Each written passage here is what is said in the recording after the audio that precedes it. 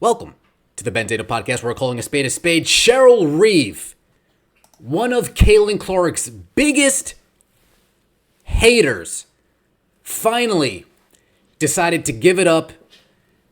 Finally decided to join all of us in the real world and speak what everybody else already knows. In the beginning of the season, every turn you made, somebody else was busy downplaying Caitlin Clark's contribution to the WNBA. Somebody was always downplaying what Caitlin Clark actually means to women's basketball. There has never, ever been a player come out of college on the women's basketball side and move the needle as much as Caitlin Clark has moved the needle. Her games on average when it comes to DV are 3 times the amount of views as your regular WNBA game.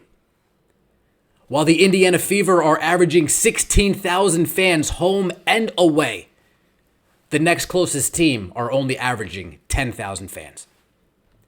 Caitlin Clark plays in the big boy arena at home and then on the road forces teams like the Atlanta Dream, Washington Mystics, Las Vegas Aces, Minnesota Lynx to open up the big boy arena, tear down the curtains on the top row. The Caitlin Clark Tour is finally here. The Caitlin Clark Tour has finally arrived. Now, I'm not asking for these people to bend over backwards, kiss Caitlin's behind. What I'm asking is to just be honest with us. Call a spade a spade. Stop trying to say you don't care that Caitlin Clark's selling out your arena. Stop trying to say that Caitlin Clark isn't the reason for this huge explosion in women's basketball. Stop doing that.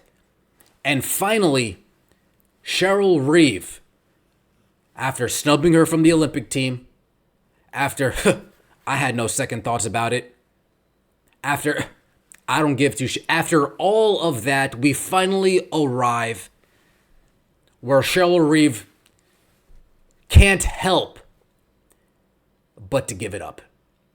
Folks, do you remember this? Do you remember Cheryl Reeve being extremely dismissive of Caitlin Clark selling out the Minnesota Lynx arena? As a coach of the home team, there's going to be a lot of people cheering for that other side. I don't give 2 shits. How about one? Not even 1 shit.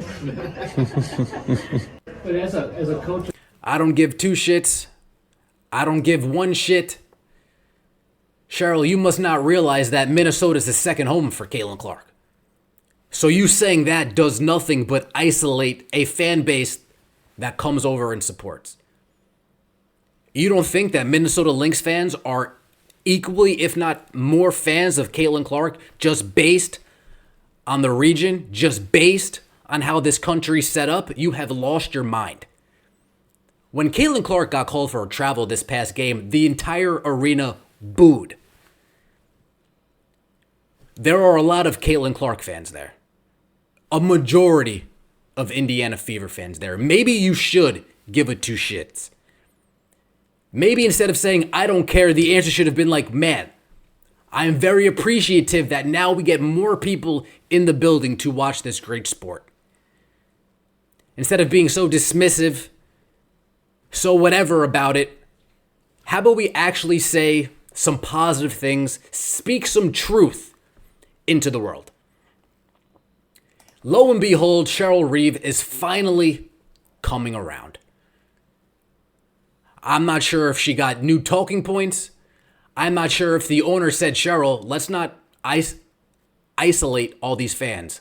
Let's not ostracize ourselves from this Caitlin Clark hype, from this Caitlin Clark attention. Let's embrace it. I'm not sure what the reason is. Or maybe Cheryl is just coming to the realization like, damn, I've never seen this before. I guess I got to finally give it up. Let's take a listen to Cheryl Reeve actually speak some nice things about Caitlin Clark.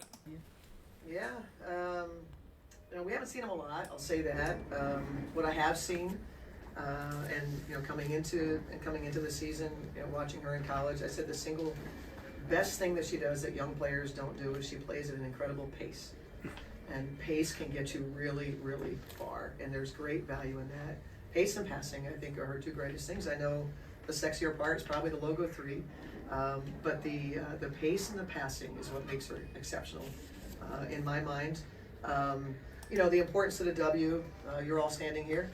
I don't think it's just for Maya Moore's, jersey into the Raptors. At least I hope some of you are here for that. But every city that she's in, I thought it was really cool her senior year of college to see that take hold. It wasn't just the Iowa fans. It wasn't just a sold-out Carver.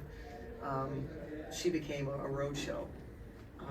And I don't know that, and I don't want to slight anybody in college, but I don't remember seeing that in my time. And that's held true. We've wanted a player or a league that can, sort of transcend some of these spaces and have a road show. The NBA's had their players that people come to see, right? So when the Wolves sell tickets, there are certain games that they know people are going to come watch certain players. And Caitlin Clark and some of the other rookies give us that. Obviously, Caitlin, being the headliner. See, now, was that so hard? Was that actually so tough? We could have taken that answer and used it in the prior clip. Hey, how do you feel about all these Indiana Fever fans, Caitlin Clark fans coming? Well, to be honest, I don't think we've ever seen a player like that. And it's not just Iowa fans. Yeah, they sold out Carver, but it's not just Iowa fans. It's kind of like a road show. They're traveling. We've always wanted a player that can do this, and finally now we have it. Why did it take 30 games into the season for some of these adults to act like it? Why did it take 30 games into the season? Why did it take everybody starting to say, man, what's going on with this league? What's going on with the coaches, the media? What is the issue with everybody? Why is it so hard to just say, we've never seen this before? I'm embracing all of this. It seems like all of this was unnecessary. They just decided to put targets on their own back for no reason. They were in such gatekeeping mode, trying to prevent new fans from coming in.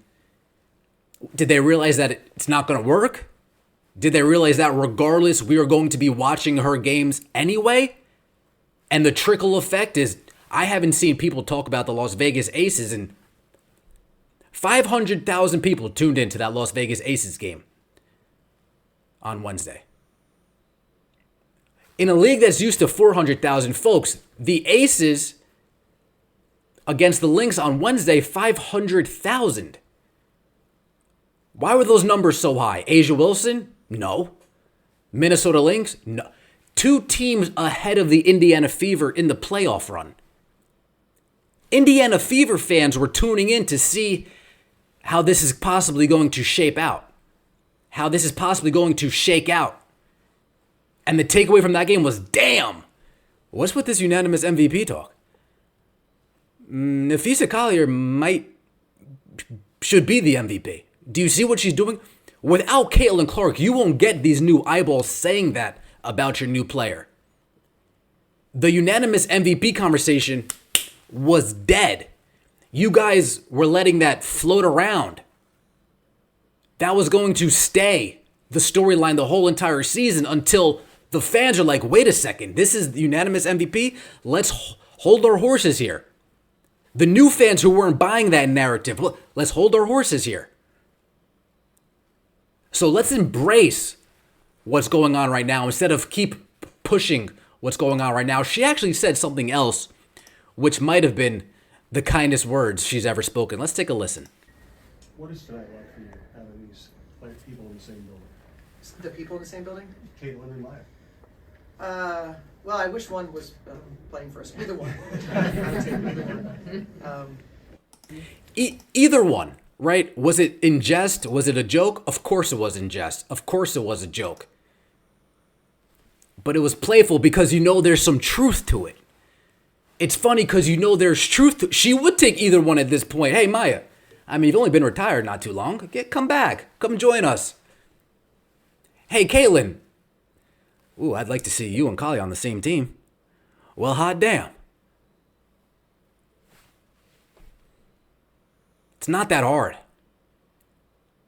And I hope Cheryl Swoops, whoever, I hope you guys take notice. We're not asking you to kiss ass.